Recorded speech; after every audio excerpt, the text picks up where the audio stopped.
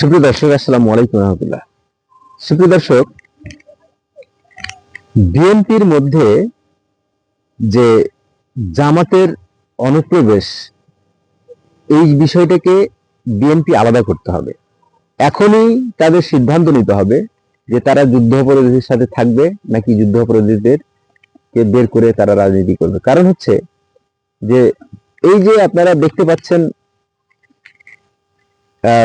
চাঁপাইনবাবগঞ্জের হারুন সাবেক এমপি, উনি যেভাবে জামায়াতের কথা বলেছেন যে শেখ মুজিবুর রহমান যখন রাজাকারদের সাধারণ ক্ষমা ঘোষণা করেছিলেন, সেটা শেখ হাসিনা এসে এই যুদ্ধাপরাধীদের বিচার উনি শুরু করেছিলেন। এই বিষয়টাকে হারুন সাহেব টেনে নিয়ে এসে বলেছেন এই যুদ্ধাপরাধীদের বিচার কন্টিনিউ করা উচিত। সেই ক্ষেত্রে একজন বিএনপির প্রো নেতা, উনি নিজেকে বিএনপির নেতা ভাবেন, কিন্তু আমি মনে করি উনি একজন জামাতের প্রো জামাত। উনি হলেন ডক্টর ফয়জুল। এই ডক্টর ফয়জুল উনি জামাতের বিরুদ্ধে কোনো কথা বললে উনি ফোসকা পড়ে উঠে ওনার শরীরে। উনি দেখেন না যে জামাত একটা রাজাকার দল। উনি দেখেন না জামাত একটা আল বদর আল শামস শাহিন ফোর্স গঠন করা দল। উনি দেখেন না যে যুদ্ধাপরাধ নামক কোনো একটা বিষয় ছিল ৭১-এ। এই দেশটি যখন স্বাধীন হয়, এই স্বাধীনতার বিপক্ষ শক্তি হলো জামাত ইসলাম। এই জামাত ইসলামের উনি অপরাধ দেখেন না। এই ফয়জুল ইসলামদের মতো লোকদের জন্য, এই ডক্টর ফয়জুল ইসলাম এই লোকদের মতো লোকের জন্য বিএনপির আগামী দিনে ধ্বংস হতে পারে।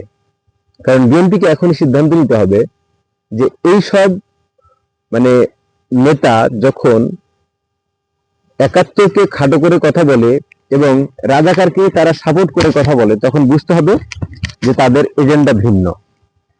সুতরাং বিএনপিকে আমরা মনে করি যে তারা স্বাধীনতার চেতনায় বিশ্বাসী একটি দল। বিএনপিকে আমরা মনে করি যে এই বিএনপি বাংলাদেশে একটি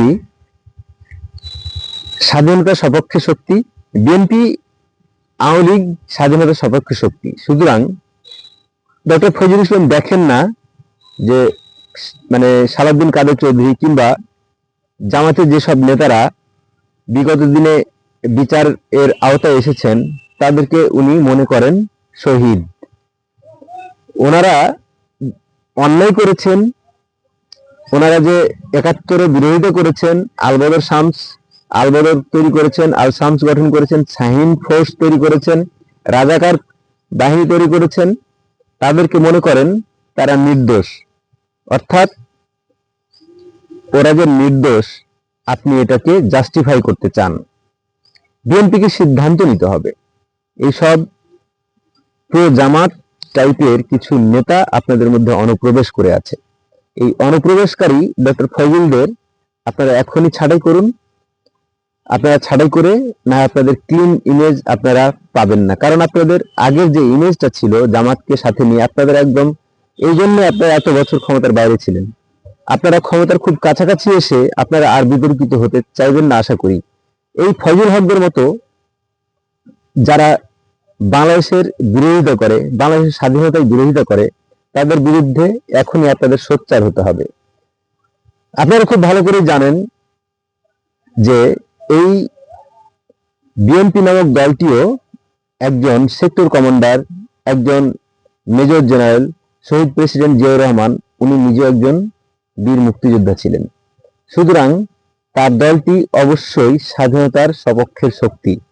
স্বাধীনতার সপক্ষের এই শক্তিটিকে জনাব ডক্টর ফয়জুল উনি বিতর্কিত করতে চান। এই বিতর্কিত করতে চাইলে উনি এই দলটি বিতর্কিত হবে। সুতরাং আপনারা কি বিতর্ক তৈরি করবেন নাকি আপনাদের দল থেকে গুছাবেন? এইসব ফরিয়া নেতাকে আপনারা দল থেকে বের করুন, যারা কিনা জামাতের এজেন্ডা বাস্তবায়ন করার জন্য আপনাদের দলে ঢুকে বসে আছে। জামাতের এজেন্ডা বাস্তবায়ন করতে ওনার মুখে জামাতের গুণগান প্রশংসা সবসময় লেগে থাকে। সুতরাং জামাত ৭১-এ কি করেছে আপনারা এতদিনে খুব ভালোভাবে উপলব্ধি করেছেন এবং আপনারা বক্তব্য দিচ্ছেন, আপনারা ভাষণে বলছেন, এটা খুবই পজিটিভ রাজনীতি। আপনারা যে আপনাদের অবস্থান পরিষ্কার করেছেন, আপনারা স্বাধীনতা সপক্ষে শক্তি, ডক্টর ফজল এর মতো এই লোকগুলো আপনাদেরকে একদম কলঙ্কিত, বিতর্কিত করেছে। আপনারা খুব ভালো করে জানেন যে বিদেশে বসে থেকে যারা ইউটিউবিং করছে, এই ইউটিউবিং করছে যারা, তারা কিন্তু আপনারা অর্থাৎ বিএনপির বিরুদ্ধে সবসময় তারা প্রোপাগান্ডা চালাচ্ছে। বিএনপির স্বাধীনতা সপক্ষে শক্তিকে তারা সহ্য করছে না। সুতরাং তাদের যে সুনির্দিষ্ট এজেন্ডা আছে জামাতকে ক্ষমতায় নিয়ে আসার, এই এজেন্ডা কখনো পূরণ হবে না। সুতরাং আপনারা এখন থেকেই সাবধান হন এইসব অনুপ্রবেশকারী আপনাদের মধ্যে যারা আছে তাদের বিরুদ্ধে। আপনারা আরো সজাগ হবেন, সচেতন হবেন এই সব ফজল মার্কা লোক যাতে করে আপনাদের ভিতরে না থাকে।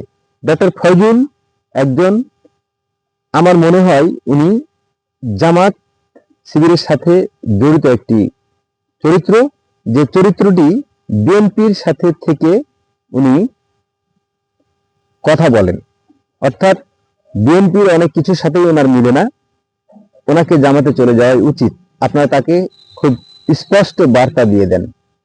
সুতরাং আপনাদের এত বড় দল থেকে একজন ফজলের কি বা জনপ্রিয়তা আছে আমি জানি না।